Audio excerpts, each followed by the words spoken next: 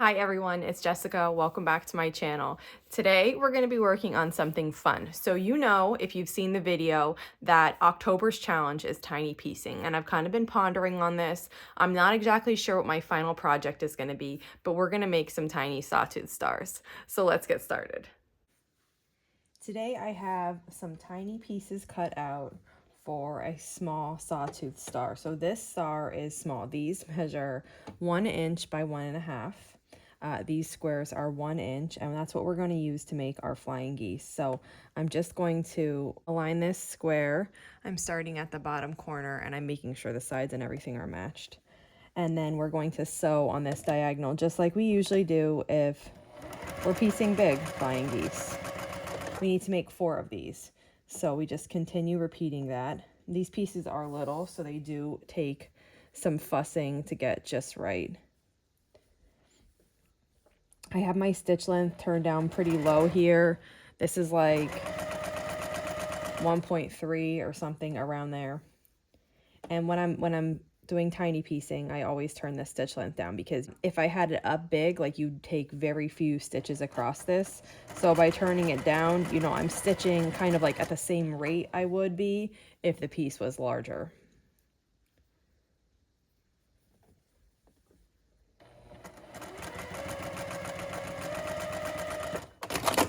We have the halves of 4 tiny geese made. Just going to cut that apart and then trim. So the tendency here would be to trim back really small, but just keep your full 1/4 inch seam allowance.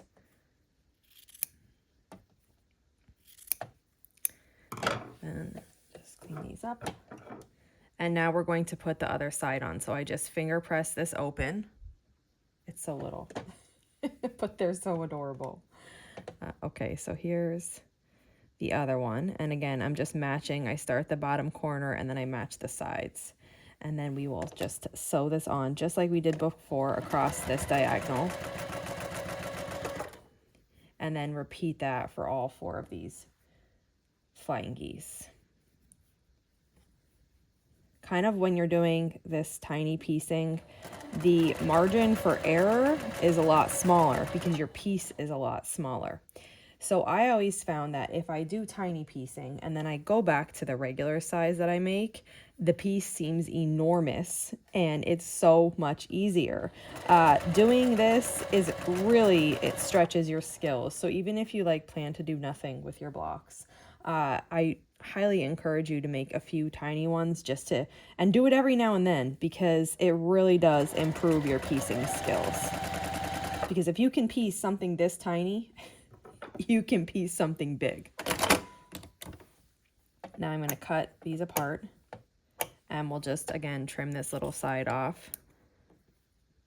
These scissors were really good at first. These are just from Amazon. I get asked about my scissors a lot. I had this gold pair that was my favorite. They were a little bit smaller than these, and I can't find them anymore. And so then I tried to replace them with something I found on Amazon. These are called, if you just search large handled embroidery scissors, a bunch will come up. And they're really good at first, but they're getting dull. So I need to find out if there's a way that I can sharpen them, because they're not even cutting in the tip now. They only cut back here. I have to look into that. But okay, so I trimmed the edges off, and here's our little tiny flying geese unit. So this measures 1 inch this way and 1.5 inches this way. I'm going to switch to my 1/4 inch foot, because the tendency, like I said with this, is because the pieces are so small, you back up a little bit and don't want to give it the full seam allowance, because you think, oh my gosh, that can't possibly be the seam allowance on this piece. It's a lot of the piece. But so I want to use the 1/4 inch foot, so I make sure I'm doing my 1/4 inch seam, because you still need to keep it even though these pieces are small. So now I'm just going to match up this little flying geese unit with this corner. It does, like I said, it takes a little bit of fussing to get it to lay just right. And then we'll sew it.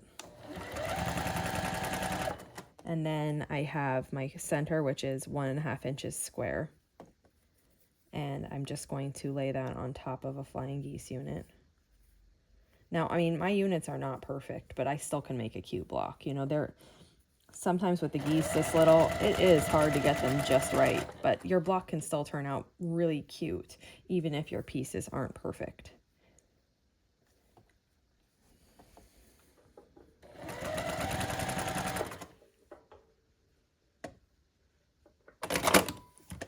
Okay, we have one more column to add. So I have my little 1-inch square right here, and I'm going to match it up on the other side of the flying geese.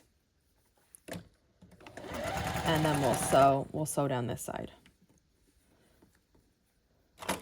Okay, now we just need to sew those 2 final seams. So look, I mean, look at how cute and little this is. It's so adorable. Okay, we'll sew across here. And here's our little star. It's so cute. So this is 2.5 inches right now. It finishes at 2 inches, and it is just the cutest little star ever. And now I'm curious, can we go smaller? I thought 1-inch corners, these each finish at 1/2 inch. I thought maybe that was the smallest I could go, but let's see if we can go a little smaller. Okay, so let's see. This is 1 1/4, and my flying geese are going to measure 7/8 of an inch by 1 1/4, 7/8 of an inch squares, and then 7/8 of an inch squares for my corners. So let's try these size flying geese. Again, just matching up, starting at the bottom corner and then the sides and the top. And we'll piece this.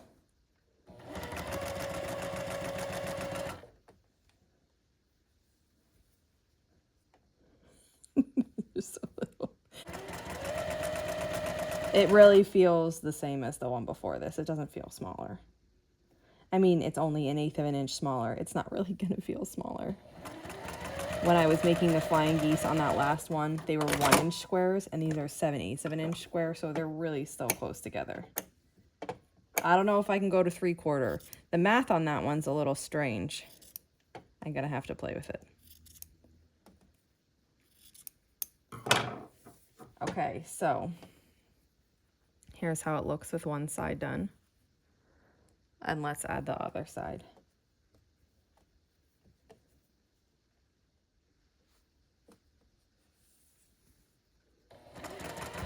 Now you can easily make smaller blocks, even smaller than this, with foundation paper piecing, but this is the smallest traditionally pieced block that I've made. I'll have to do the foundation paper piecing ones next time to show you that.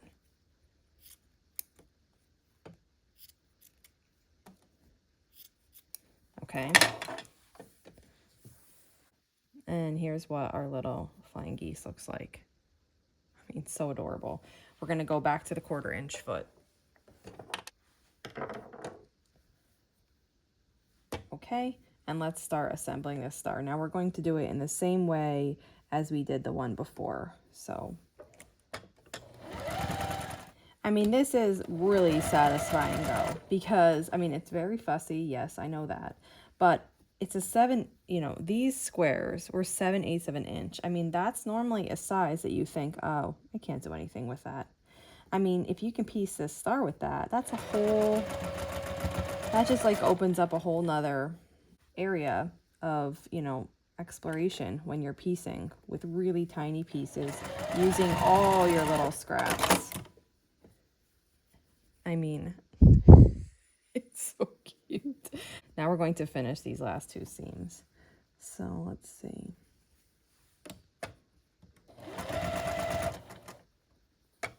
Now it feels a little smaller here. When I was making the geese, it really didn't feel much different. But here it does. It does feel different. Look at that. Oh my gosh. Look at my thumb next to it. It's funny when you do it like this because this one looks so much bigger, but it's because you lose that much in the seam allowance.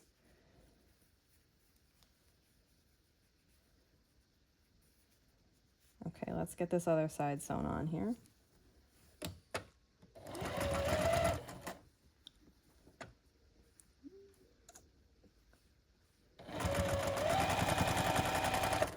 Okay, and here's this star. Okay, we did go teenier. We did go a lot smaller. This measures, let's see.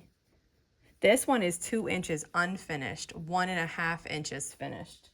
So let's put these next to each other so you can see the difference. Oh my gosh, they're so cute. This is fun. This is really fun to do. Well, I'm definitely going to be making more of those. I mean, look how cute this is. Can you imagine a quilt with this? Oh my God, it would take me years and years and years, but how adorable. So if you have any questions on this video, just let me know. I'll put the measurements for these 2 tiny stars below in case you want to give it a try. And I'll see you back here soon. Thanks for following along.